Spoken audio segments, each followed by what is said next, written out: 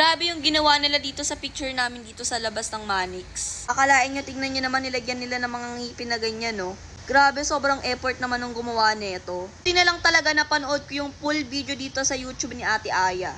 Nung una, pinagbibintangan namin dyan si Ate Susie ay. Yun naman pala, etong dalawa lang tong may gawa na naman. Tinira nyo na nga ibinigay sa akin ni Saidi na damit, tapos gaganyanin nyo pa yung picture namin. Ano, hindi pa ba kayo nakontento sa ginawa nyo?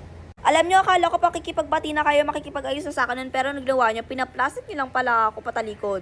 Sabi, sobrang nakakahiya yung ginawa nila kasi nga mga kapatid, tignan nyo naman for sure madaming nakakita niyan, madami ng mga dumaan na tao at nakakita nun at nagpicture nun. Sinong hindi mahiya pag ganito yung ginawa sa picture nyo, diba? Okay lang sana kung yung kay Ate Erica na lang yung lagyan, wag na yung sa amin. Kasi yung kay Ate Erica parang natural na lang din eh. Hindi. Grabe talaga tong magkaibigan na to, parehas na plastic. Hindi naman namin sila inaano or wala naman kung ginagawang masama sa kanila, ako nang nagpapakumbaba, diba? Tapos ganyan pa yung gagawin nyo. Grabe talaga yung mga ginagawa ng dalawa na to. Ewan ko lang kung ayan pa yung kaya nilang gawin o meron pa silang kayang gawin talaga. Baka sunod naman yan, sunugin nyo na naman yung damit ko. Kaya yung picture namin na malaki na yun, baka sunugin nyo na rin. Nahiya pa kayo, di nyo pa pinunit-punit or pinag-aano-ano, pagbutas-butasin. Kaya kayong dalawa humanda kayo sa akin pag nakita ko kayo Salamat kayo, may natitira pa ako ditong bait. Buti na lang talaga sabi ni Mama, wag ako pumatol sa mga